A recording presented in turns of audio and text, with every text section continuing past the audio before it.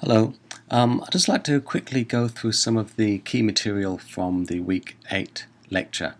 Now, we've previously talked about oncogenes from Week 7, and this week we're talking about another class of genes that are commonly found to be mutated in cancer patients, in cancer samples. So this category of genes are called tumor suppressor genes. Now, one of the key things about the oncogenes is that you can have a key mutation in one copy of the gene, one of the two genes, one copy, and that single point mutation is enough to change the phenotype of the cells. So you can hyperactivate something within the cell through a point mutation, and the normal protein doesn't overcome the mutation. Now, it's different for tumor suppressors. With tumor suppressors, again, you've got two copies of the genes, obviously. The normal role of these proteins is to slow down cell growth and differentiation and all those kinds of processes. If you knock out one of those two genes, the other functional gene, the normal gene, still functions to slow down growth, and therefore the cell is quite robust to losing one copy of tumor suppressor genes. Okay? Unlike the case for oncogenes, where you can have a point mutation in one copy of the two genes, and that's enough to give you a change in phenotype.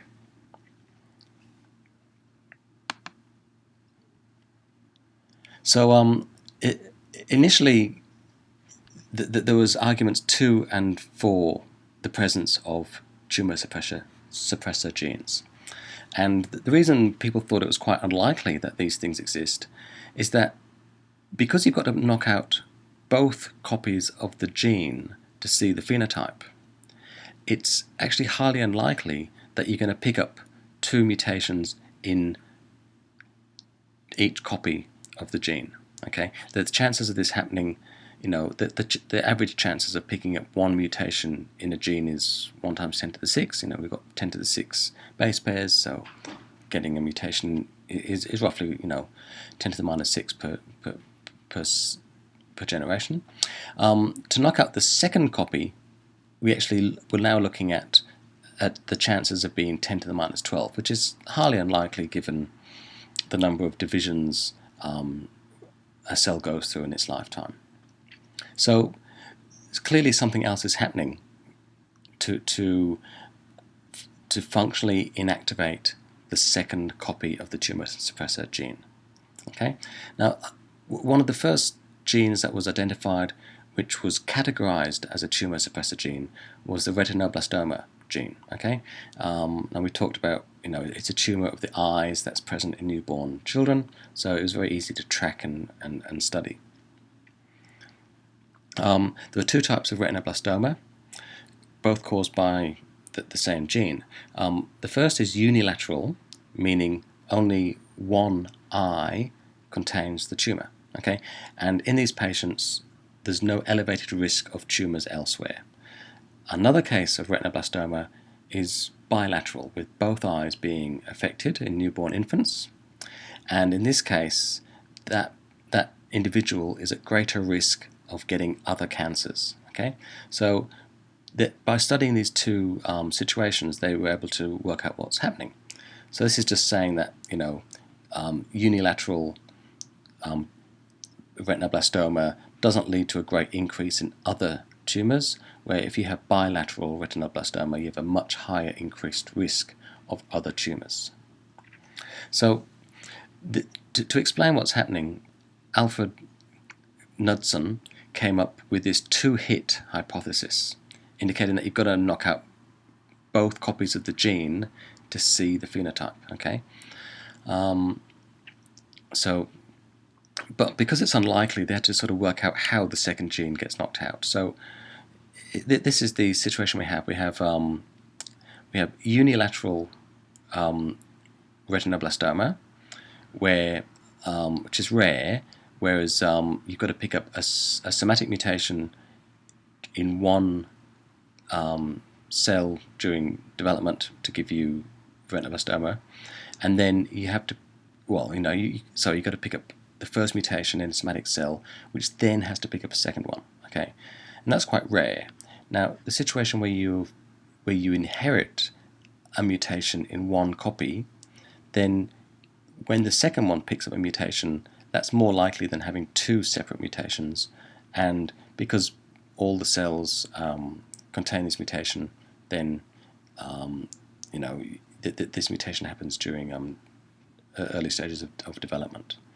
So there are two types of the disease, and because the likelihood of picking up a second somatic mutation in the other copy of the gene is so rare, something else has to be happening. So so it turns out there are other ways cells can pick up mutations. So again, this is just looking at an individual that has one mutated allele. You get chromosome duplication, and then when that segregates, it segregates back to this kind of scenario. Whereas because we have a process of mitotic recombination, we can actually have this phenotype then segregating. So if we look at the next slide, if you have this thing called mitotic recombination happening here, when that then segregates during cell division, you can get all the combinations of the two of the picking up the maternal and paternal genes. Because there's been this segregation event, there's a chance that one of the cell's offsprings will contain both copies. So in this sense, the second mutation that's required is actually transferred from it is not a new mutation, but it's a way of transferring the second mutation into the second copy of the gene through meiotic recombination. Okay, so the mutation was there, and then the DNAs were swapped over, and that gets around this very high frequency, this very low chance of the mutation occurring. So it turned out that meiotic recombination was contributing to knocking out the second copy of the gene, and effectively this is referred to as a loss of heterozygosity, because effectively you have a homozygous double mutation. Okay, there's also other mechanisms in the cell where a mutation can be copied from one gene, from one strand to the other, one copy of the gene to the other. And so effectively, even though there's a very low likelihood of the same gene being mutated in one individual, there are other mechanisms in the cell that facilitate this transfer of mutations. And also you can get epigenetic modifications causing gene inactivation. Okay, so I don't want to go into this in too much detail in this summary. So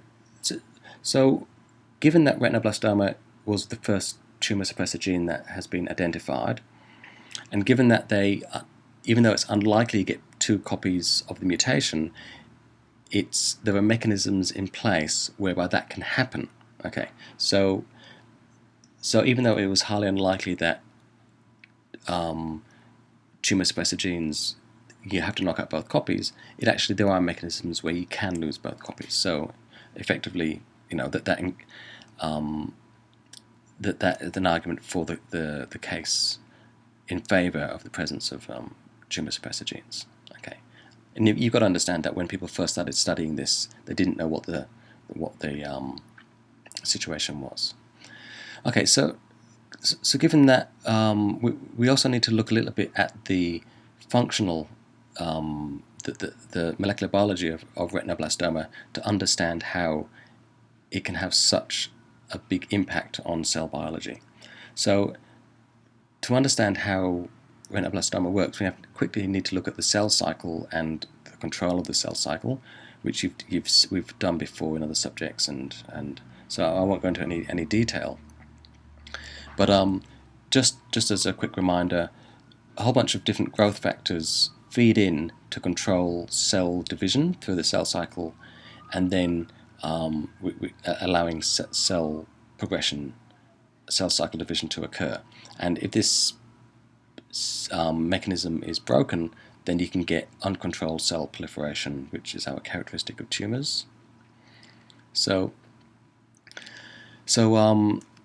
clearly we have the cell cycle being G1S, G2M, each one times through the circle is one division of cells. Now there are checkpoints and balances in place controlling cell proliferation. And one of the important checkpoints is late in G1, which is the restriction point. And retinoblastoma is involved in controlling cell progression through restriction point. So when retinoblastoma function is inactive, then the checkpoint is inactive, and therefore once cells, so cells aren't able to regulate the cell cycle properly.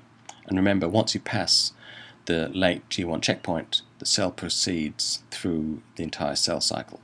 So once retinoblastoma is inactivated, it's very difficult to regulate cell cycle progression.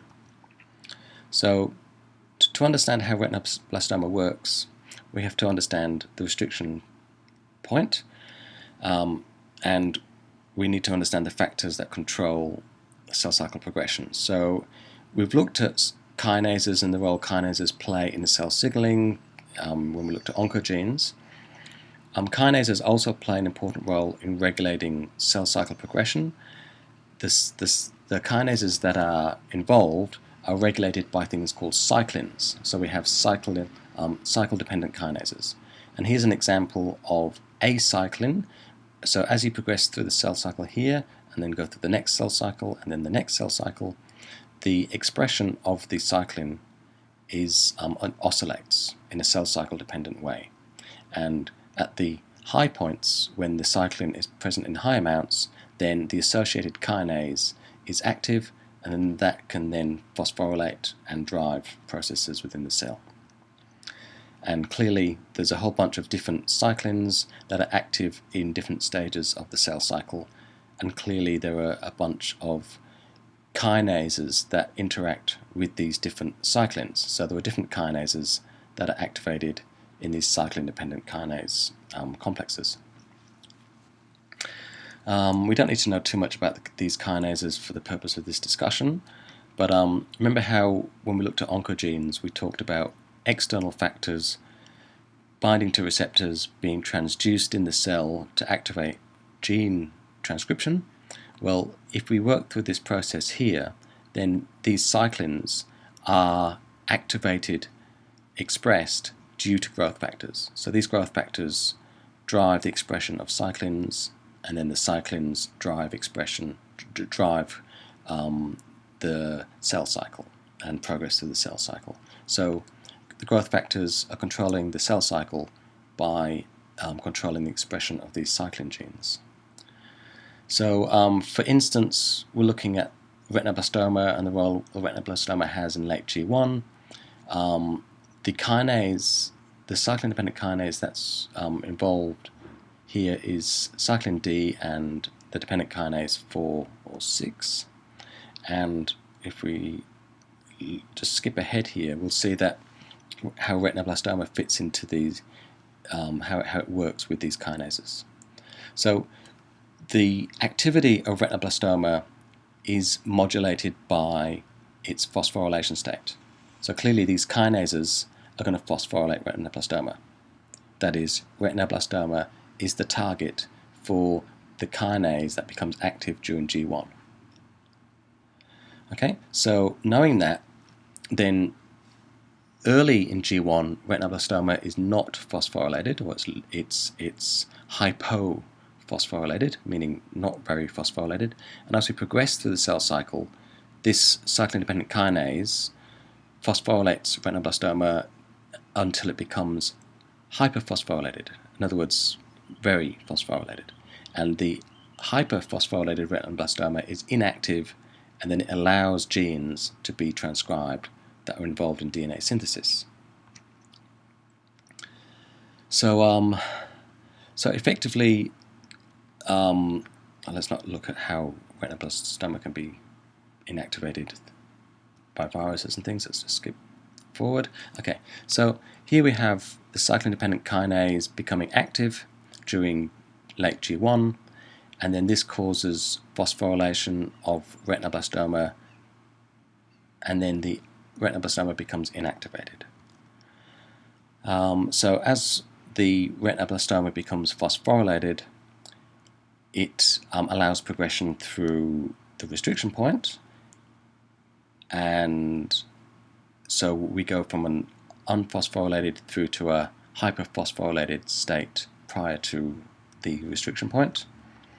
And what is affected by retinoblastoma is a transcription factor called E2F. So E2F is the other part of the jigsaw puzzle here. So when retinoblastoma is low, it is not particularly phosphorylated, it suppresses the activity of E2F1. Okay, so as you phosphorylate retinoblastoma, you break apart its interaction with the E2F factors. So hyperphosphorylated retinoblastoma leads to active E2F. Then E2F turns on a whole bunch of genes that are required for DNA synthesis, and DNA synthesis occurs in S phase. Okay, and so effectively, if you inactivate retinoblastoma through mutations, E2F remains active, and if E2F remains active, cells are able to progress through restriction point and are unable to regulate their cell cycle. So so effectively, there's a few other key players in the E2F retinoblastoma complex that I won't go into, but effectively, retinoblastoma is a moderator of E2F.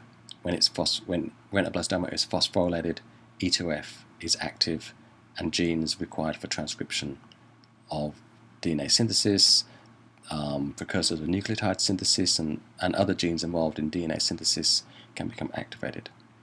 Okay, so retinoblastoma was one of the first tumor suppressor genes identified.